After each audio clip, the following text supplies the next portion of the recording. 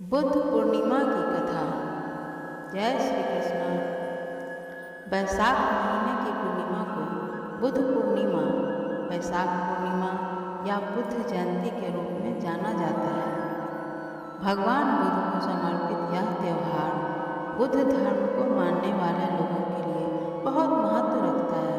न केवल बुद्ध धर्म में बल्कि यह दिन हिंदू धर्म में भी बेहद खास माना जाता है।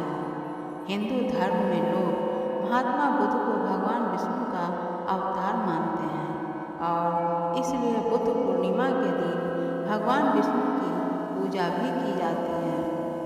पुराणों के अनुसार इस दिन व्रत करने से जीवन में चल रही आर्थिक परेशानी भी दूर हो जाती है। राजकुमार सिद्धार्थ कैसे बने बुद्ध? एक दिन सिद्धार्थ बगीचे में घूमने के लिए घर से निकले। करा पहरा होने पर भी पता नहीं कैसे कुछ लोग मुर्दे को उठाकर ले जाते हुए दिखाई दे गए। मुर्दा कपड़े में लिपटा और डोरियों से बंधा था। मरने वाले के संबंधी जोर जोर से रो रहे थे। उसकी पत्नी छाती पीट पीट कर रो रही थी। उसकी माँ और बहनों का बुरा हाल था। राजकुमार ने सारथी से इस रोने पीटने का कारण पूछा। सारथी ने बताया कि जिस कपड़े में लपेटकर और डोरियों से बांधकर 4 जन उठाकर ले जा रहे हैं, यह मर गया है। रोने वाले इसके संबंधी हैं। इसे श्मशान में जला दिया जाएगा। यह सुनकर राजकुमार के चेहरे पर गहरी उदासी छा गई। उसने पूछा, यह मर क्यों गया? सारथी ने कहा, एक न एक दिन सभी को मरना है। मौत से आज तक कौन बचा है? राजकुमार ने सारथी को रथ लौटाने की आज्ञा दी।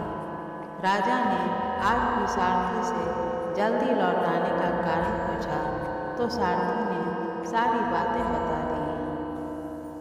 राजा ने पहरा और भी बढ़ा दिया। चौथी बार बगीचे में घूमने जाते हुए राजकुमार ने एक सन्यासी को देखा। उसने भली प्रकार गेरुआ वस्त्र पहने हुए थे। उसका चेहरा तेज से दमक रहा था। वह आनंद में मग्न चला जा रहा था।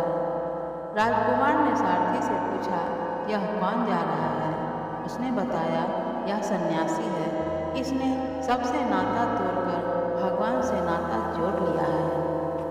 उस दिन सिद्धार्थ ने बगीचे की सैर की और वह राजमहल में लौटकर सोचने लगा, बुढ़ापा, बीमारी और मौत, इन सब से छुटकारा कैसे मिल सकता है?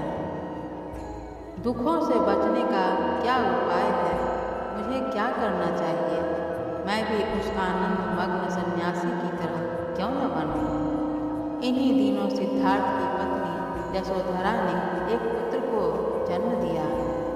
राजा शुद्धोधन को जैसे ही पता लगा उनके पुत्र के पुत्र उत्पन्न हुआ है तो उन्होंने बहुत सारा दान पुण्य किया और बालक का नाम रखा राहुल।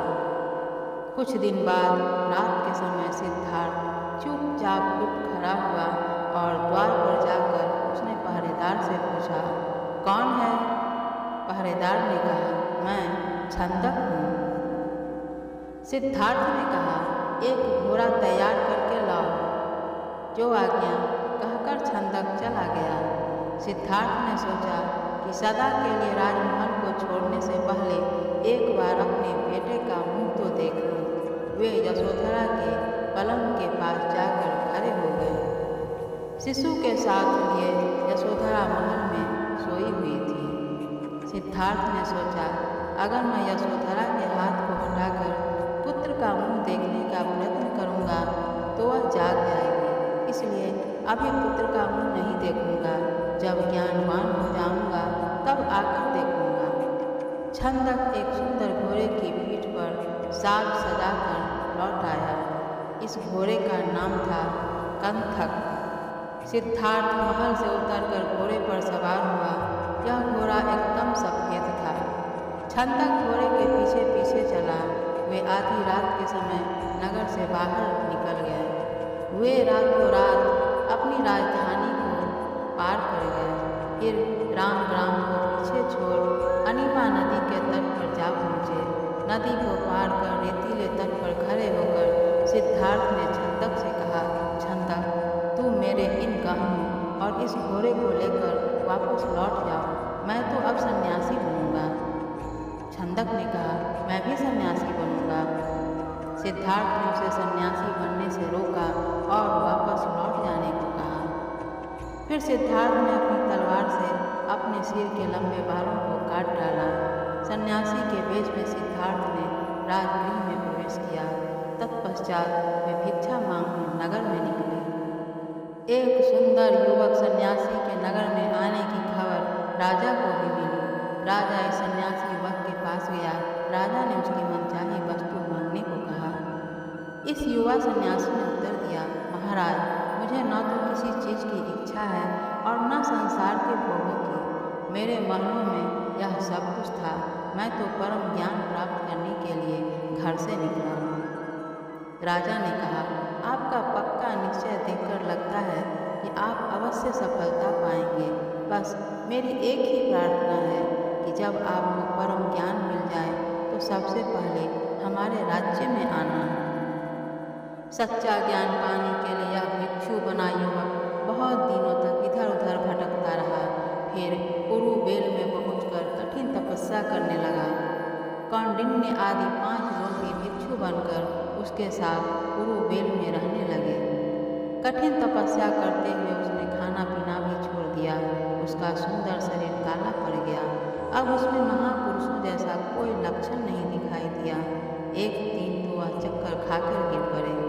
तब उसने सोचा कि शरीर को सुखाने से मुझे क्या मिला, इसलिए उसने फिर भिक्षा मांगकर भोजन करना शुरू कर दिया। यह देखकर उसके साथी 5 भिक्षुओं ने सोचा कि इसकी तपस्या तो भंग हो गई, अब इसे ज्ञान कैसे मिलेगा।